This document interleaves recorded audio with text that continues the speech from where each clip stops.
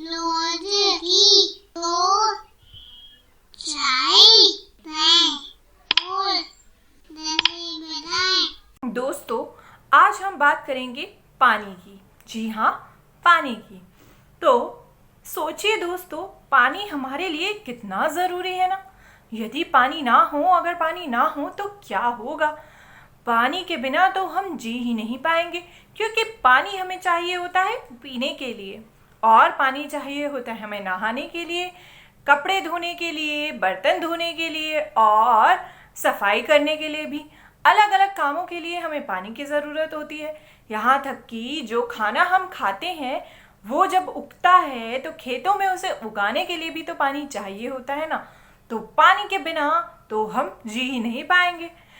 आज हम बात करने वाले हैं इस बारे में कि अगर पानी जो है वो बहुत बहुत बहुत कम हो या बहुत ज़्यादा हो तो क्या होगा।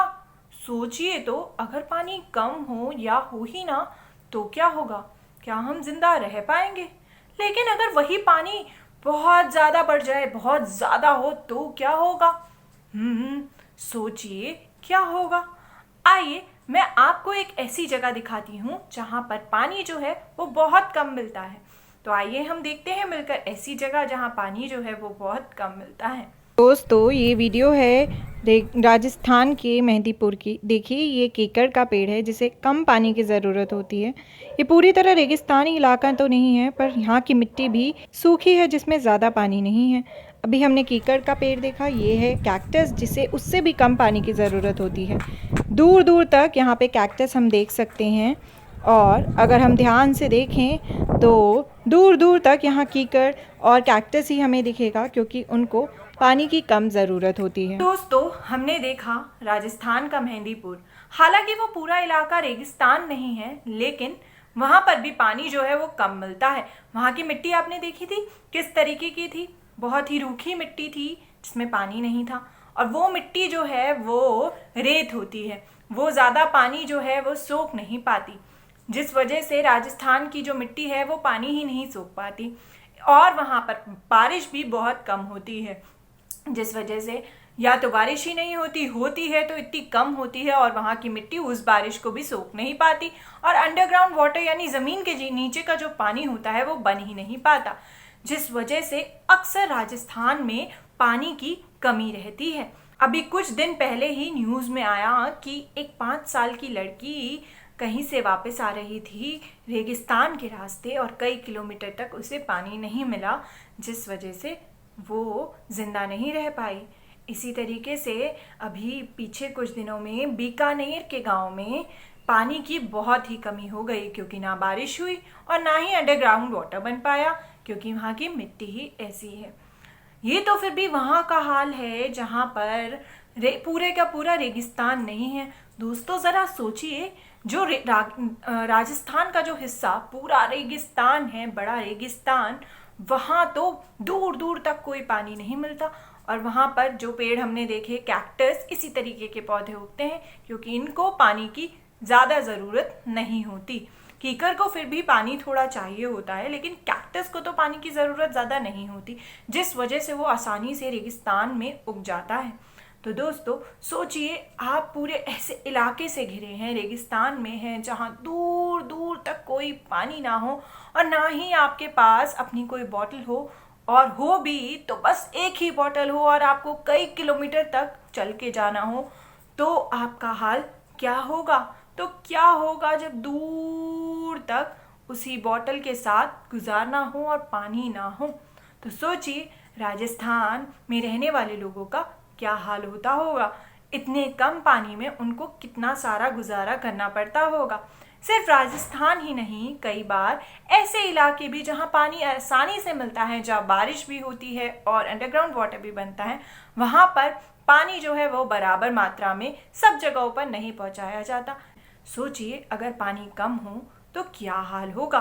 थोड़े से पानी में ही जो हमारे पास हो उसमें कितना सारी चीज़ें हमें करनी होगी। ये तो हमने देखा कि पानी कम हो तो क्या हाल हो, तो कैसे हम जिए।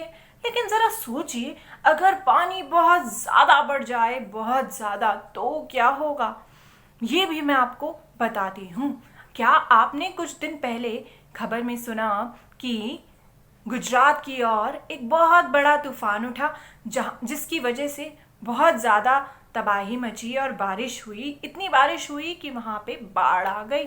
इसी तरीके से अभी कुछ दिन पहले ही आया वेस्ट बंगाल यानी बंगाल के पास एक तूफान जिसका नाम था यास, और उसकी वजह से बहुत ज़्यादा बारिश हुई और बंगाल, बिहार, ओडिशा के इलाकों में तो तबाही मच गई। आइए आपको एक तस्वीर दिखाती हूँ इसी बाढ़ की। यह तस्वीर अलजजीरा.com पर उनकी न्यूज़ में 26 मई 2021 को छपी। यह तस्वीर ओडिशा पुलिस ने ली है और देखिए किस तरीके से इस औरत को इसको चोट लगी है और इन्हें ले जाया जा रहा है तूफ़ान से बचाकर, बाढ़ से बचाकर। और वहाँ इतना पानी बहा, इतनी बारिश हुई तूफ़ान की वजह से कि करीबन ओडिशा में 67 गांव ऐसे हैं जो पानी के नीचे आ गए, जिनकी वजह से लोगों को वहां से जाना पड़ा और ना जाने कितनी फसलें ख़राब हुई। लोगों के घर जो है वो पानी के नीचे बह गए और कितने लोग जो हैं उनको काफ़ी चोट आई और कई लोगों की जान भी गई। तो इस तरीके से ओडिशा में, बिहार में और बंगाल में ये तूफ़ान जो है उसकी वजह से काफ़ी बाढ़ आई। तो दोस्तों, हमने देखा कि जब पानी बहुत बहुत ज़्यादा हो जाता है तब भी बहुत ही मुसीबत बढ़ जाती है।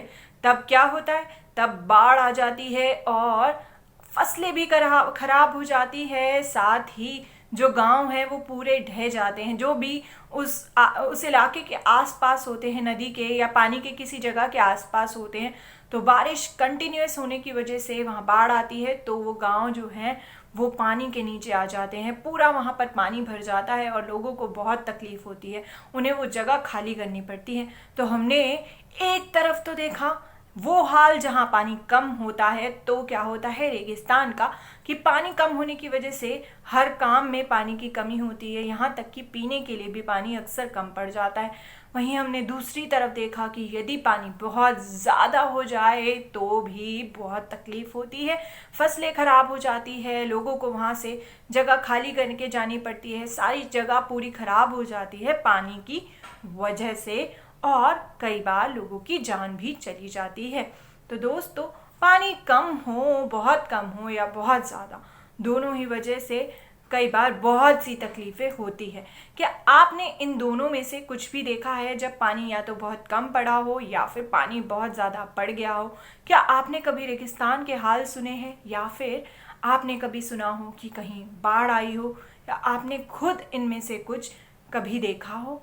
ज़रूर सोचना कि आखिर अगर पानी बहुत कम हो तो क्या हो, और अगर पानी बहुत ज़्यादा हो तो क्या होगा।